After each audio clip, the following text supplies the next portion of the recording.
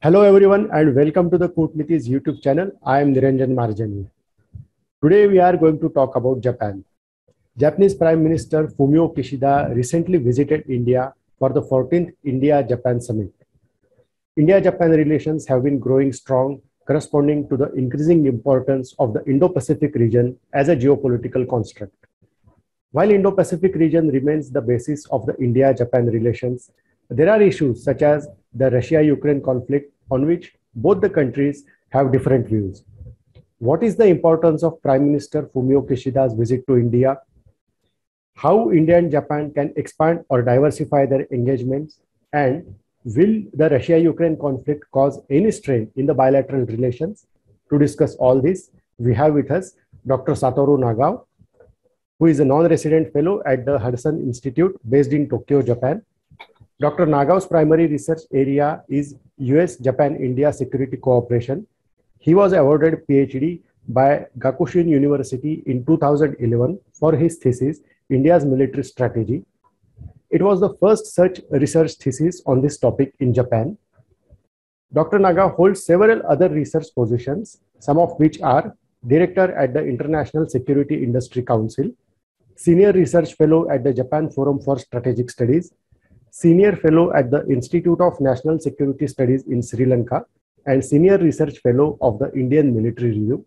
Dr. Satoru Nagao, welcome to the Kootneeti. Thank you very much. It is a great honor for me. It's a pleasure for us as well. Let me start by asking as to how would you analyze Japanese Prime Minister Fumio Kishida's recent visit to India? Oh, this was very good. Indeed, the last time Japanese Prime Minister visited India was 2017. So more than 4 years, Japanese Prime Minister cannot visit India. So this is very important. But at the same time, because of the situation in the world, this was very important visit. Everyone focus on the situation in Ukraine now. So the brain is dominated by the Ukraine issue. But because of this, this situation emphasized the difference between Japan and India. In case of India, India care about Russia, but Japan stand with Ukraine. So different side in the war is very big impact, at least could impact this relation. So because of this, the Japanese Prime Minister visit India to find the common interest is very important. And when we check the joint statement, there are plenty of evidence of their efforts. So that is the reason this visit is very important visit to mend and manage the relation. This year, the Quad Summit will follow within some months. So, and it will happen in Tokyo. So Japan will be the host. So that places 4 countries, include Japan and India, with the US and Australia, must show our voice is one, including the issue of Russia's aggression to Ukraine. So yes. That's why this visit is very important to find something common toward this issue. And they find it. That's why this is very good. Maybe I should stop the answer because I speak too long in some case. So no, it's okay. Okay. Should I introduce one of the sentence as evidence? So, yes, for example, the joint statement say the 2 prime ministers emphasize the need for all countries to seek peaceful resolution of disputes in accordance with international law without resorting to threat or use of force or any attempt to unilateral change status quo. Oh, that sentence is, yes, Japan said Russia should respect the rule. And India, when India faced China's threat, China used this phrase too. But this time, Japan emphasized this. Russia should not do that. But India is silent. But in this case, this joint statement clearly mentioned about this sentence, not against only Russia, all countries in the world. But this concept itself is very important, and both of two countries respect it. That is a common part, the common interest. Any country in the world, and all of the Quad country can share. So that's why we found a common interest to mend this relation. And for the next Quad summit, that is a very important step, diplomacy.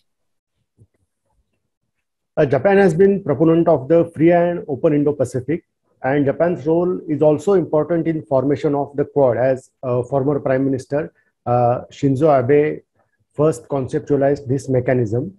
Now, how have India-Japan relations grown with reference to the Indo-Pacific region? When Prime Minister Shinzo Abe introduced the concept of the Indo-Pacific and the Quad, this was 2007 when he addressed in the Indian Parliament. His address title is Conference of Two Seats. That time, the background reality, there are three reasons, three background reality indicate or push him to introduce this idea. The firstly, this region is rising, both the Pacific side and Indian Ocean side. That's why he needs to introduce one concept, including both Pacific side and Indian Ocean side. But at the same time, China is expanding, and we should not allow China dominate in this rising region. So to prevent China dominate in this region, the most important country is India, that this concept clearly indicates. Because the Indo-Pacific is a concept to use instead of Asia-Pacific. So Asia-Pacific includes a country in Asia. So if we check the Quad, Japan, the US, Australia, all of them are included in the Asia-Pacific. And of course, other Southeast Asian countries also included in the Asia-Pacific. Which country is not included in the Asia-Pacific? Is India or South Asia or a country around the Indian Ocean region? Why this region is important? Because this Asia-Pacific country needs India. That's why they need Indo-Pacific. Quad is also Japan, US, Australia. Now, Japan and Australia are former allies of the United States, but India is a newcomer. That's why Quad is needed. So indeed, Prime Minister Shinzo Abe wants to include India, and India is important. That's why he introduced Indo-Pacific and Quad. So view from this. So how to promote this relation? Indeed, I have already mentioned to prevent China to dominate in this region is an important purpose of this. So how to prevent China's expansion is the key. There are three methods to do that. First one is, we need to check the pattern of the China's territory expansion. In the South China Sea, there is a pattern we can clearly find it. In 1950s, when France withdrew from Indochina Peninsula, including Vietnam, Cambodia, Laos, and this region, that time, China occupied half of the Paracel Island.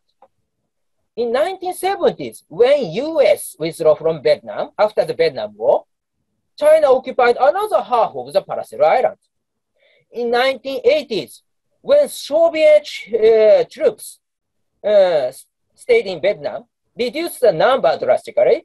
That timing, China occupied the sixth feature of the Spratly Island. And in 1990s, again, when the US armed forces withdrew from Philippines, China took the Mischief Reef. So, view from this China's territory expansion, there is one pattern. When they find the power vacuum, by changing the military balance, they try to steal it. That's why That's why maintaining military balance is very important. But how? According to the SIPRI, this is a think tank in Sweden, from 2011 to 2020, the military expenditure of China has risen 76%. But during the same period, US decreased their military expenditure 10%. So military balance between US and China is changed. Of course, still in 2020, still US spent 3,000 bigger military expenditure than China. But US need to deal with many problems in the world, and they cannot concentrate all of it in the Indo-Pacific. So that's why current situation, every year, China is taking advantage. So how to deal with it? We need a new method. One of the methods is India-Japan cooperation. If India and Japan cooperate, China need to divide their defense expenditure, military expenditure, the two sides against India and against Japan. Their missile and air force are also same. So they need to divide. View from the India side, view from the Japan side. It is more easier to maintain military balance. That's why this cooperation is needed. That's why Quad is needed. That's why cooperation in the Indo-Pacific is needed. So when we check how have the India-Japan relation grown with reference to the Indo-Pacific region, how to divide China's military expenditure is the key. That's my answer. A little long. Thank you very much for listening. And China is a common factor for cooperation between India and Japan, and also for the other Quad countries in the Indo-Pacific region. Prime Minister Kishida's visit comes at a time when divisions across the world are increasing over the Russia-Ukraine conflict. India and Japan have different positions on this issue. In fact, India is the only Quad country who has not openly opposed Russia or imposed sanctions. How much does this difference in approach affects India and Japan from cooperating in other areas? Yeah, indeed, directly, Ukraine is located far from India and Japan. So it looks like this is completely different issue, but that's not true. Indeed, this could be the very big issue for the India and Japan. That's why I have already explained that Kishida's visit to India was very important and to manage this situation. In the Japan's perception, Russia's aggression towards Ukraine is a very big problem. Indeed, because Russia could not credibility justify its military operation to the United Nations. This means that it is using a unilateral action to change the status quo by force. If the international community, including Japan, allow Russia to win the war, China will follow. China wants to success because Russia has already succeeded. So Russia's example, Russia could be the model to do that. So if China attack Taiwan, if China attack India, that could be the very big problem. That's why this is not acceptable for Japan. That's the first reason Japan stand with Ukraine.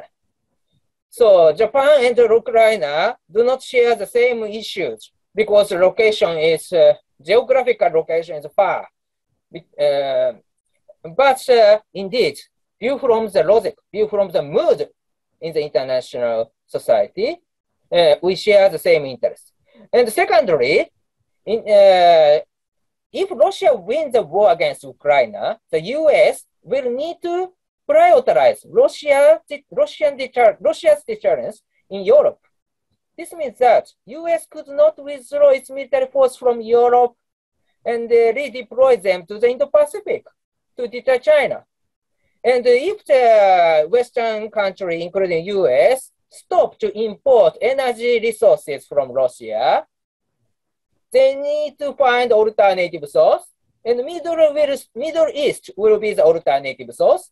This means that Middle East will be important area. So US could not withdraw from its military forces from the Middle East to redeploy them to the Indo-Pacific.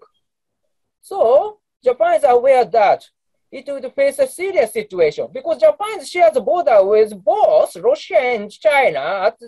Despite this, US cannot share enough military resources to support Japan. And we need to deal with that kind of situation will be nightmare for Japan. In this case, Japan wants Ukraine win the war. That is another reason that Japan supports Ukraine. And for a long time, of course, Russia provoked Japan because of in 2020, Russia's military plane tried to enter the Japan territory area 258 times in the 365 days. This means that not every day, but nearly every day. And Russia's warships come to sea around Japan again and again with Chinese ship. That's also provoking Japan. Indeed, this is a little common around Russia, so that Japan is not only victim, so now Ukraine is victim, but indeed many countries are the victim around Russia indeed. That's why Russia is not popular. One of the evidence is Russia published list of unfriendly countries, but that list including many Asian countries, including Japan, Taiwan, South Korea, Singapore, and so along with NATO or other European countries. So this means that except China, North Korea, Mongolia, or Central Asian countries, all of the neighbor of Russia is included in this list. So this means that Russia is not so popular, the country around Russia. No, that's true. But anyway, so that is the reason the Japanese think because Russia provoked them, because Russia provoked Japan a lot, like these situations, Russia provoked other countries too. So that's why they are not so popular. Anyway, these reasons are background why Japan supports Ukraine at this time. But because of this, Japanese cannot understand why India did not criticize Russia. Of course, India has a reason, and India knows that's the reason. But at the same time, this kind of difference should not be the big rift in the Quad or the India-Japan relation. So, to mend this relation, something is needed. Prime Minister Kishida's visit to India is very important because there is some cracks related to this conflict. It's clearly appeared. So he tried to find common interest about this issue between India and Japan and other Quad members or other allies of the Japan side. And he succeeded, I think. And India's stance itself, of course, we should respect it, of course. But at the same time, we need to find something, evidence, to prove our voice is one. That is very important to deal with this issue. Thank you. I should not explain too long. No. Now, while cooperating at a bilateral level and through the Quad, India and Japan are also engaged in regional initiatives in India's neighborhood, whether it is developing the West Container Terminal in Sri Lanka or developing the connectivity projects in Northeast India, which is considered as India's gateway to Southeast Asia. Why do you think is it important for Japan to cooperate in India's regional initiatives? Yeah, of course. We need to return the topic from Russia to China. What is China's threat? Because China is rich, China is threat. China is expanding influence because they are rich.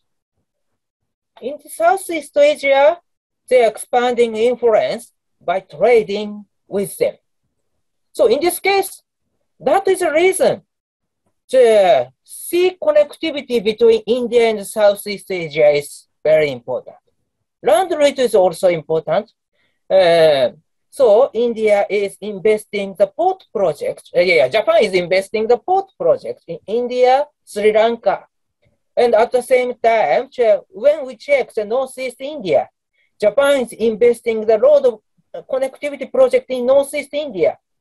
The road connected from India through Bangladesh, enters the Northeast India to the Myanmar, and connected to other road projects in the Southeast Asia, Japan invested. So this road connected from India to Vietnam. Why? Sea route is also Chennai port, Japan invested, and terminal port in Sri Lanka, connected with Southeast Asia. By connecting these two big economically developed regions, promoting trade between two regions and neutralize China's influence in the Indo-Pacific. That is one of the important reasons. But another reason is, of course, through the BRI, China is expanding their influence in the countries around India, and Japan support India's effort to neutralize this expansion. That is also another reason. This is second reason. So target is not only the Southeast Asia, but also the South Asia. In case of Sri Lanka, of course, many people know the importance of the Hambantota port. Hambantota port, yes, this is a China invested port. Now this port is controlled by China because China invests the port project. After that, because of the high interest rate, Sri Lanka cannot return the debt. And they need to give to China the right of the control the Hambantota port for 99 years. 99 years? What is this? In Chinese, 99 years is forever. Minimum 99 years is forever in Chinese. Not in English, but in Chinese. So that is very dangerous. And so that's why we need to prevent such kind of the default trap. But when Sri Lanka accepted this project, there was no alternative suggestion from other countries because of the civil war in Sri Lanka and the war crime issue has happened.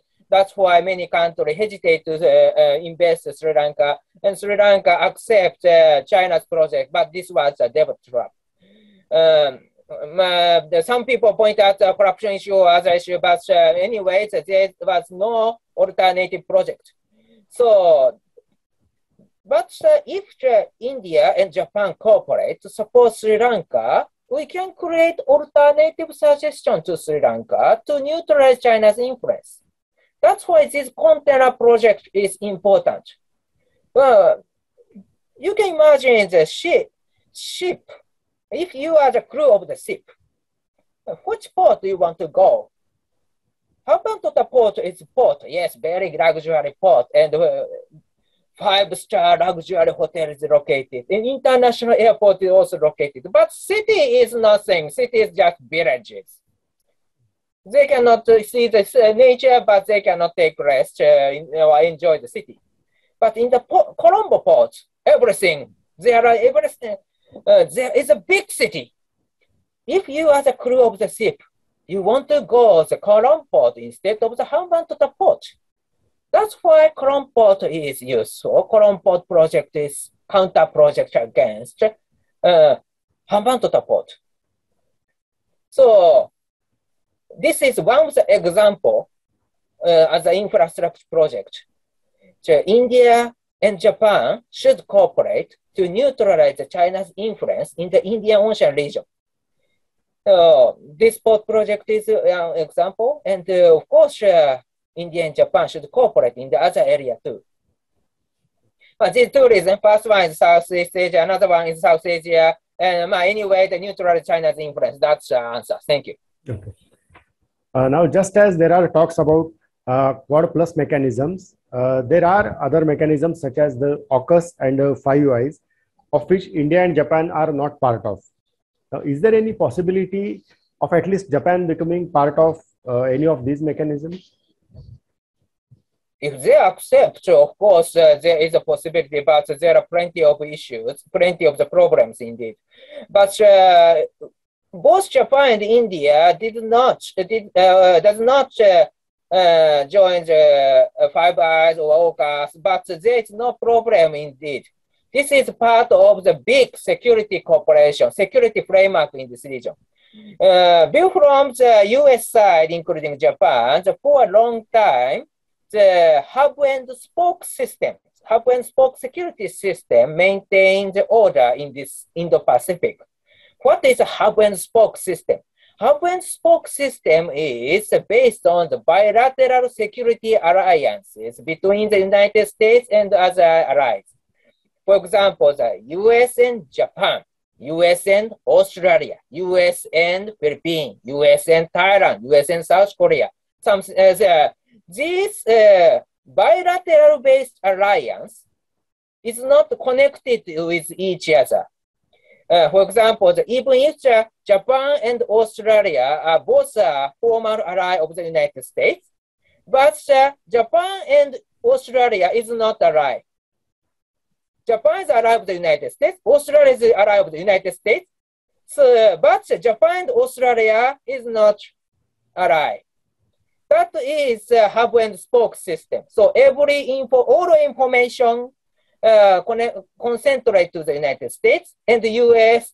So this security system heavily dependent on the United States. So this is a hub and spoke system. For a long time, they maintained the security in this region. But now we can see this system failed to deter China's territorial expansion because US-China military balance has changed. So now we are creating new security system. This is network-based security system. Under this system, many bilateral, trilateral, quadrilateral, or more minilateral security cooperation consists a network of the security burden. The security network consists of a big network of the security and shares the security burden with the United States. For example, the US, India, Japan is one of it. This is trilateral. But at the same time, India, Japan, Australia also consist a part of it. India, France, Indonesia, India, France, Australia is also exist. This system, for example, Japan, India, Australia, or India, Australia, France, do not include the United States. Despite this, USA, it is okay. Because by culminate these small networks, we can create big network, big cooperation of this region, not tight, but very soft network. But at the same time, because of this country can share the security burden and to respect rule-based order and maintain the military balance in this region. In this case, AUKUS, Five Eyes, is also part of it. That's why when we check the AUKUS, we are not included. When we check the Five Eyes, we are not included. That's not a problem because there are plenty of the security system we are not included. But we are part of it in the big picture, big security system. So there is a possibility that Japan has a will to cooperate with AUKUS and Five Eyes. But if we cannot join, because to join, the other country need to accept it, and this system is based on the British Empire in this, and Japan is out of it. So now they have already changed because no British Empire. But at the same time, if we cannot join this system, there is no problem. We will cooperate with them, each other, and we will consist of more bigger network of cooperation. These two are just a part of it. That's my answer. Thank you so much. Both India and Japan are democracies, but while India has mostly seen stable governments in the past 2 decades, Japan has witnessed frequent leadership changes. How has it impacted Japan's power positioning, and can we expect stability in future, which would ensure implementation of stable policies? Good points. Yeah, interesting point indeed. Yes, last 180 years, Japan has more than 100 prime ministers. 100 prime ministers. So 100 prime minister means that all of the prime minister is one of them. But that's why I can say not only India, but also Japan's democracy is stable. Because even if we change the prime minister, there's no problem. And indeed, Japan is a consensus society. That's why we can change the prime minister. Everyone agree we can do that.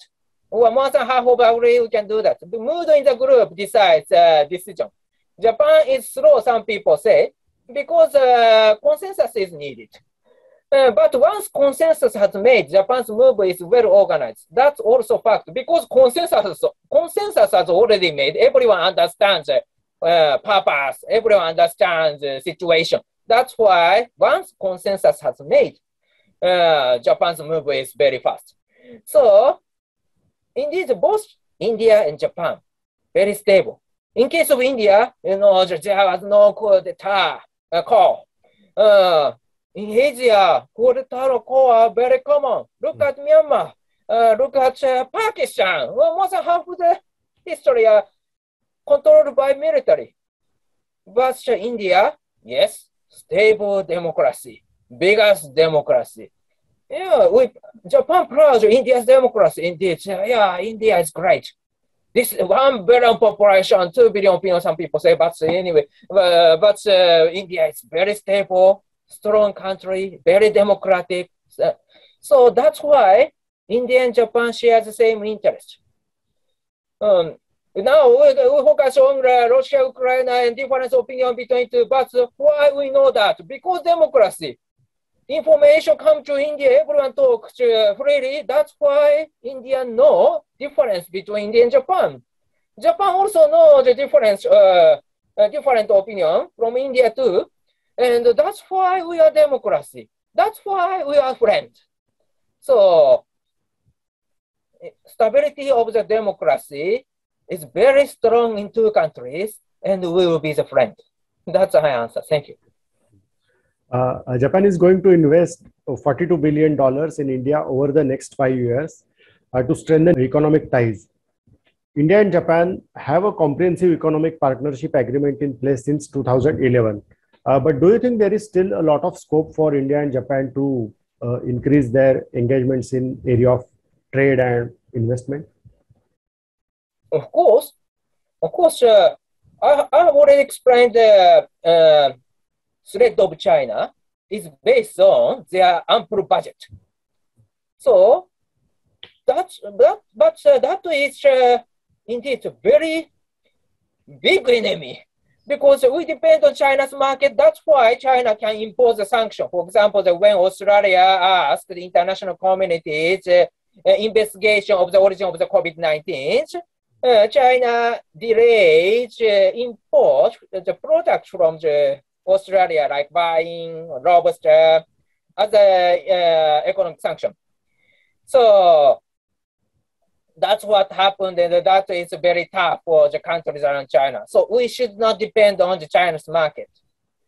Rapid military modernization depends on the ample budget of China, or the Belt and Road Initiative, China's infrastructure projects create a huge depot to the recipient like Sri Lanka and control them.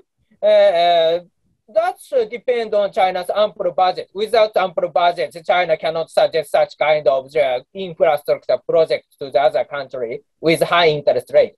So everything related with China is rich. That is a problem. But if we try to create alternative market, if our factory need to relocate from China to other country, where would we find that alternative market, alternative place for the factories?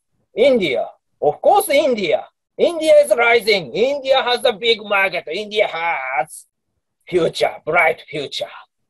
So Japan is focusing on India because India will be the next influential friend of us.